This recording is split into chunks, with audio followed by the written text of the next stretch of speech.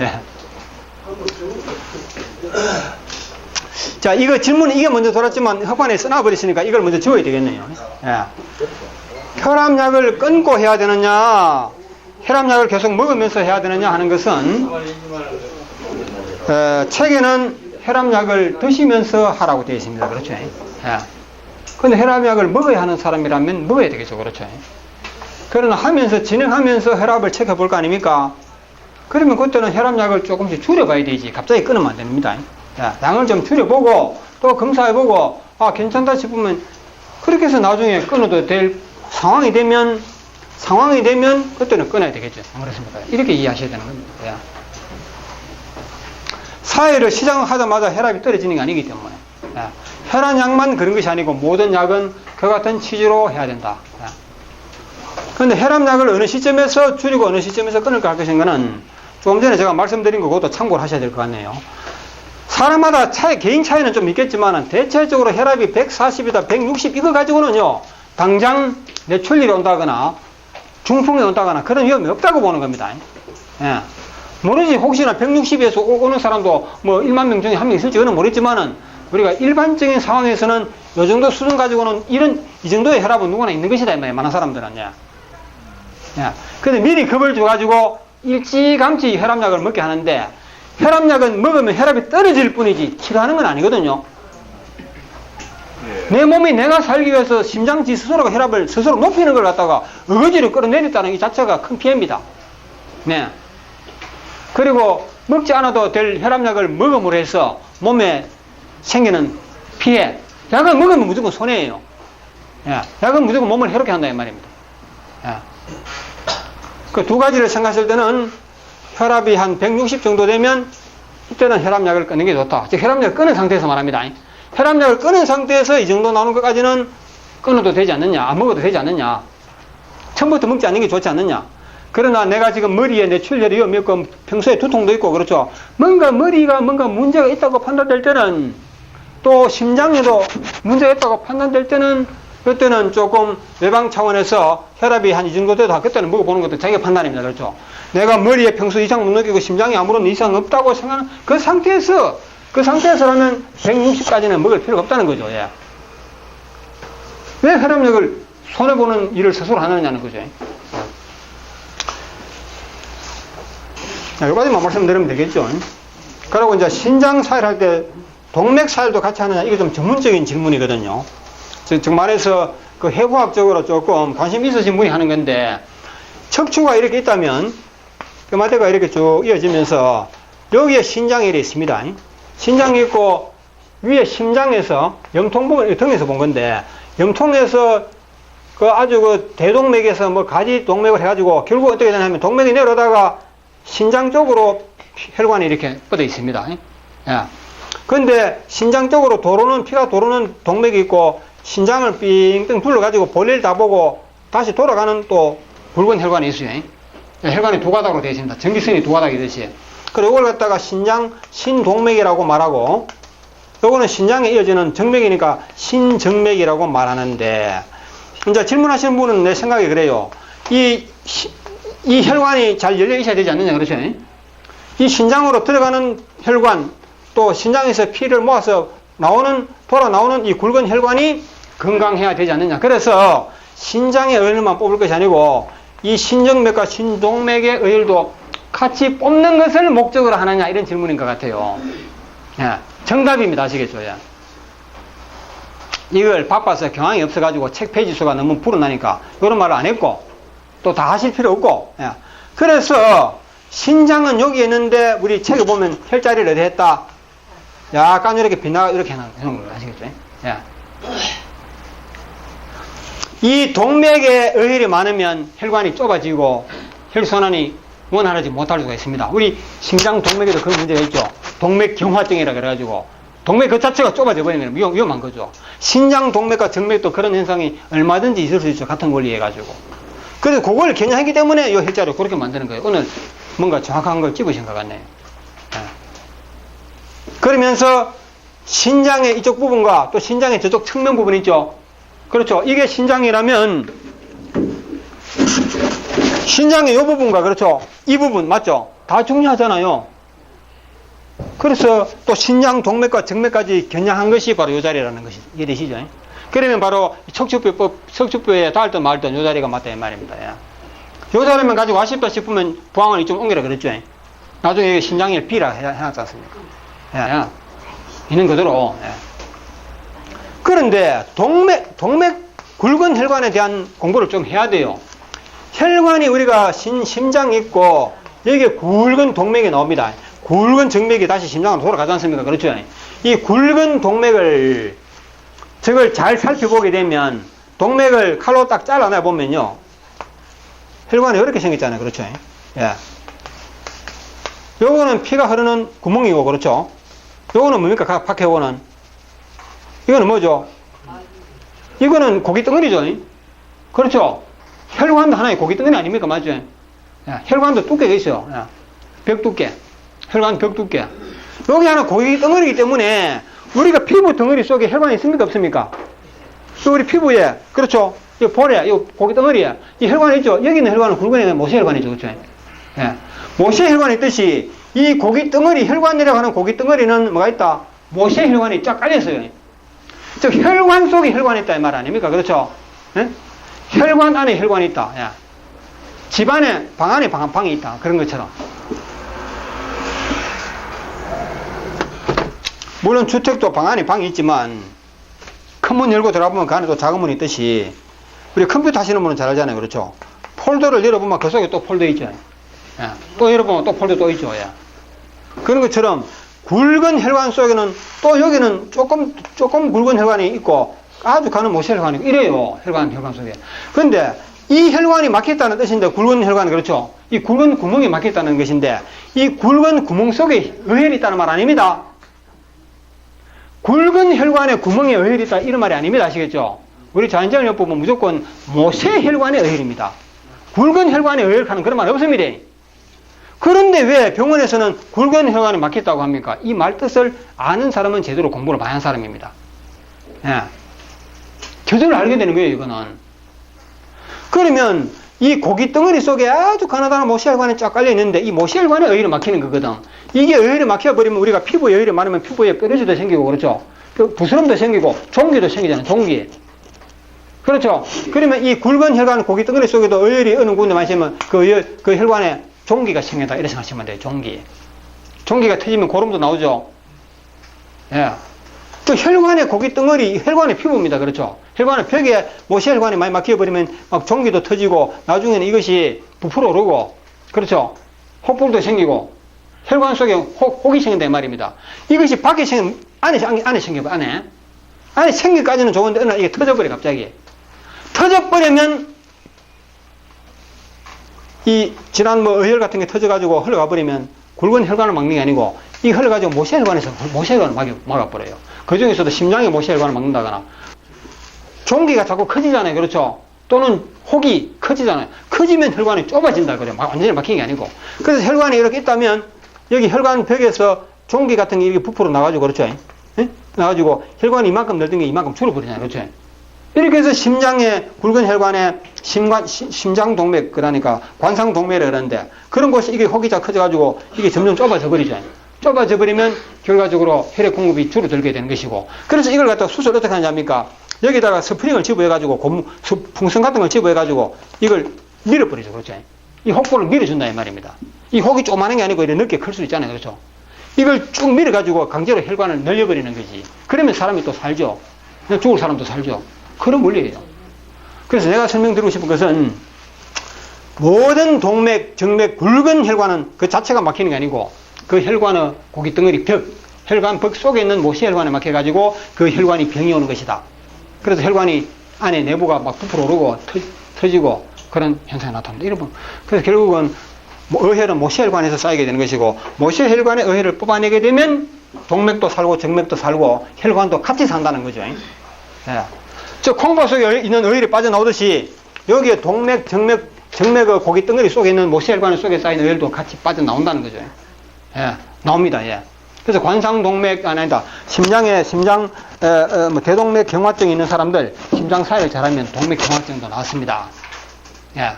그래서 동맥에 고기 덩어리에 의혈이 많이 쌓여버리면 이 동맥 혈관이 굳어버립니다. 아시겠죠? 굳어버린 것이 동맥경화라는 겁니다.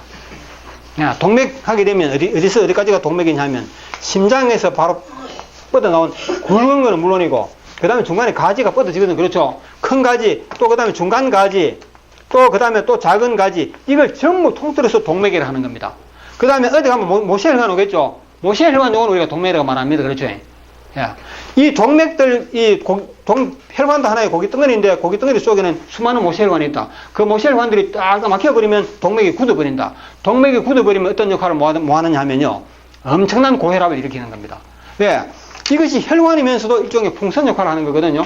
혈관이면서도 심장의 힘세게 피를 착 뿜어주면요, 쫙 뿜는 그 순간에 이 동맥들이 피를 받잖아요. 그렇죠? 이 심장 속에 있던 피가 이 동맥으로 오지 않습니까? 오면서 동맥 속의 혈액량이 갑자기 늘어나거든. 이 늘어나는 양을 다 수용해야 되겠죠. 수용하려고 그러면 풍선처럼 불어놔줘야 돼요. 그렇죠? 그 동맥이 부드러워져야지 심장이 팍 뿜어주는 그 피를 이 동맥에서 수용을 해준다 이거죠. 수용했다가 서서히 모세혈관으로 골고루 내보내죠. 그 역할을 못하면 이걸 동맥경화를 하는데, 동맥경화는 결과적으로 엄청난 고혈압을 유발하는 것이다. 그래서 위험하다. 네. 원리적으로 그렇고요. 자, 그러면 이제 심장 동맥에 대해서 공고래 말씀드렸고, 이제 비염 혈자리는 비염이 참 많아요. 보면 비염 때문에 어쨌든 이게 뭐 죽을 병은 아니지만 당장 귀찮은 성가신 병이니까. 그러면 비염도 코 속에 그런, 피부 속에 그런 현상이 있다 이 말이거든. 코 속에, 피부에. 피부는 그 피부, 속 피부 있지만 속에도 그런 현상이 난다. 그래서 우리가 대장염, 그렇죠. 뭐 안에 가면 혹불도 생기고 막 이상한 염증이 있다 아닙니까. 그 자리에 피를 잘 돌게 하면 되는데, 그것도 비염은 비교적 얼굴에, 그것도 피부에서 깊지 않은 곳이 있기 때문에, 비염 치료본, 저는 안 해봤지만 치료본 사람들 말 들어보면, 우리 부항 중에는 여기에 걸면 딱 맞는 부항이 있어요.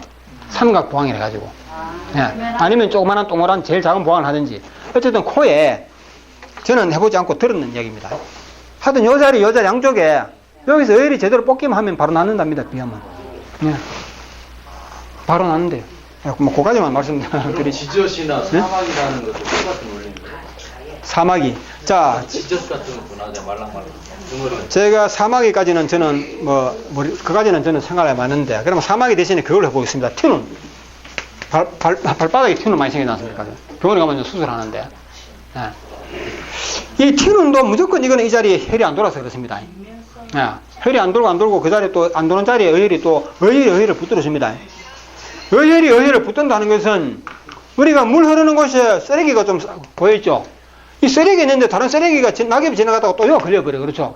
그러면 쓰레기 있는 자리에 쓰레기가 점점 불어나는 현상이 있지 않습니까? 아마 튀눈도 그런 것 같은데, 어느 발바닥에 어느 부위에 뭐 피가 좀 안 돌았는데 그 중간에 지나가던 의혈들이 자꾸 달라붙고 해서 규모가 커져가지고, 그리고 그것이 튀눈이 돼버렸다. 살이 딱딱하게 굳어지고. 근데 튀눈을 사일하면 잘 낫습니다. 의혈만 제대로 뽑으면. 근데 튀눈의 의혈이